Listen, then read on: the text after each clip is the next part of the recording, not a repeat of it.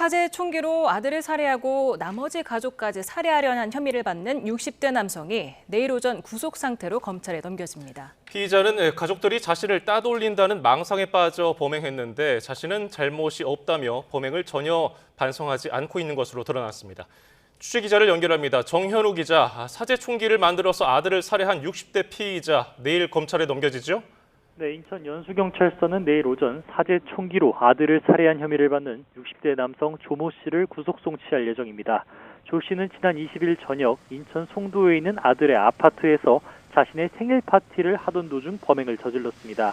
생일 잔치 중 편의점에 다녀오겠다고 한 뒤 아들이 문을 열어주자마자 2번에 걸쳐 총을 쐈고 이후 아들의 부인 그리고 손주 2명에게도 위협하며 다가가는 등 살해하려 했던 것으로 파악됐습니다. 함께 있던 가정교사가 도망가자 비상구 복도까지 따라가 추가 격발했지만 불발되거나 도어락에 맞은 것으로 확인됐습니다. 경찰은 조 씨가 가족들이 자신을 따돌린다는 망상에 빠져 범행을 저지른 것으로 보고 있습니다. 조 씨는 지난 1998년 강간 상해 혐의로 구속 수감됐고 이후 부인과 협의 이혼했습니다. 이혼 이후에도 조 씨의 전처는 7살이던 아들과 함께 계속해서 동거를 했고 아들이 결혼한 뒤에는 따로 살기 시작했습니다.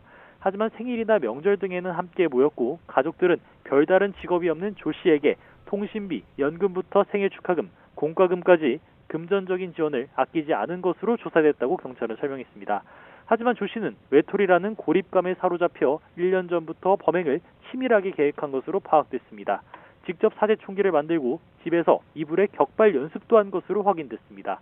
또 자신의 흔적을 숨기기 위해서 사제 폭발물까지 만들었는데 지금도 범행을 반성하지 않고 있는 것으로 전해졌습니다. 네, 신고 70분 뒤에 현장에 진입하는 등 경찰 대응에 대한 논란도 있었죠. 네, 초동대처가 미흡했다는 논란이 일면서 경찰청은 진상조사를 진행하고 있습니다. 다시 상황을 짚어보면은 경찰이 사건 현장에 진입했던 시간은 밤 10시 43분쯤이었습니다. 최초 신고 이후로 1시간 10분쯤 지난 시각입니다. 당시 경찰은 신고 8분 뒤인 9시 41분쯤에 아파트 단지에 도착했습니다. 하지만 피해자가 총기를 가지고 있었고 아직 집안에 있었다는 피해자 가족의 설명에 따라 곧바로 진입하지 못하고 대기를 했습니다. 하지만 조 씨는 이미 엘리베이터를 타고 현장을 빠져나간 상태였는데요. 진입이 늦어지면서 피해자 역시 구조되지 못하다가 밤 11시가 넘어서야 병원에 도착했고 피해자인 아들은 결국 숨졌습니다.